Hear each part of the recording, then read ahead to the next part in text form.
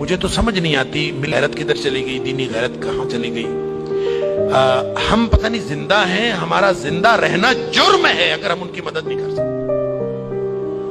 ایسی کوئی بے حس اور بے غیرت قوم بھی کبھی ہوئی ہوگی؟ ہم نے تاریخ میں بے غیرتی کی بڑی داستانیں سنی ہیں۔ اللہ تعالیٰ قرآن میں فرماتا ہے وَمَا لَكُمْ لَا تُقَاتِلُونَ فِي سَبِيلِ اللَّهِ، اب تمہیں کیا موت پڑ گئی ہے، اب کیوں نہیں لڑتے تم اللہ کے راستے میں؟ وَالْمُسْتَضْعَفِينَ مِنَ الرِّجَالِ وَالنِّسَاءِ وَالْوِلْدَانِ الَّذِينَ يَقُولُونَ رَبَّنَا أَخْرِجْنَا مِنْ هَذِهِ الْقَرْيَةِ الظَّالِمِ أَهْلُهَا، پوری دنیا پر ظلم کی داستانیں ساری دنیا دیکھ رہی ہے۔ مسجد اقصیٰ کو آگ لگا دی گئی ہے، ہماری بچیوں کو، بہنوں کو، بیٹیوں کو وہ اپنے گھٹنے کے نیچے لے کے بیٹھے ہوئے ہیں، تصویریں سوشل میڈیا پر شیئر ہو رہی ہیں، بچے چھوٹے چھوٹے قتل کیے جا رہے ہیں، کسی کو غیرت نہیں آ رہی۔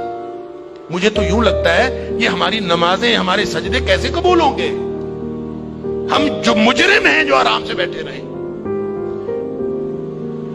کیا کریں؟ بے بسی کی انتہا ہے۔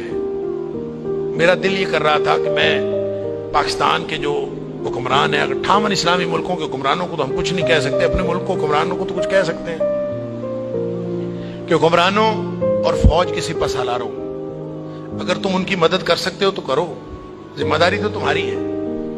نہیں کر سکتے نا تو ہمیں ایک جہاز میں بھر کے وہاں بھیج دو، کم از کم ہم عزت کی موت ماری جائیں، کم از کم جا کے ہم وہاں پہ ان کے ساتھ شہید ہو جائیں۔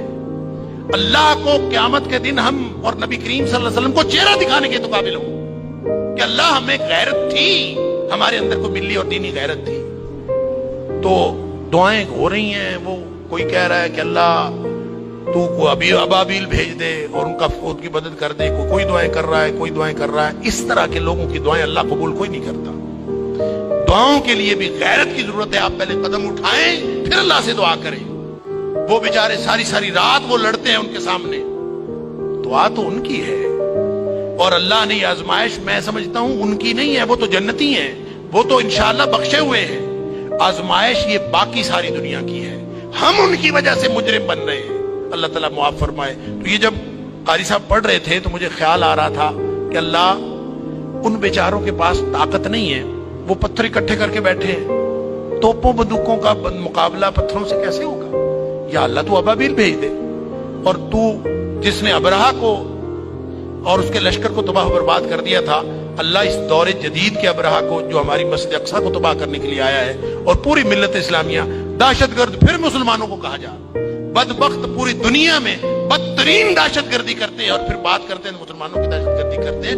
میں تو سمجھتا ہوں پورے 58 اسلامی ملکوں کو اعلان جنگ کر دینا چاہیے، لڑتے لڑتے مر جانا چاہیے، اس زندگی سے وہ موت بہتر ہے۔ ہم نے کیا کیا ہوا ہے؟ کیسی زندگی، کیسا دین، کیا کلمہ پڑا ہوا ہے ہم نے، کیسی قرآن کی باتیں، کیا قرآن کے دروس۔ ہم یہاں سکون سے بیٹھے ہیں، پنکھے چل رہے ہیں، موج میلا پانی پینے کو مل رہا ہے، نماز آرام سے پڑھ رہے ہیں، سجدے آرام سے کر رہے ہیں، وہاں ہماری بہنیں بیٹیاں لٹ رہی ہیں۔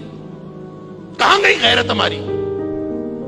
انا للہ و انا الیہ راجعون۔ مجھے تو یوں لگتا ہے کہ شاید یہ ہمارے آرام سکون سے کیے ہوئے سجدے بھی کہیں جرم نہ بن جائے۔ اللہ تعالی ہم سب کو معاف فرمائے۔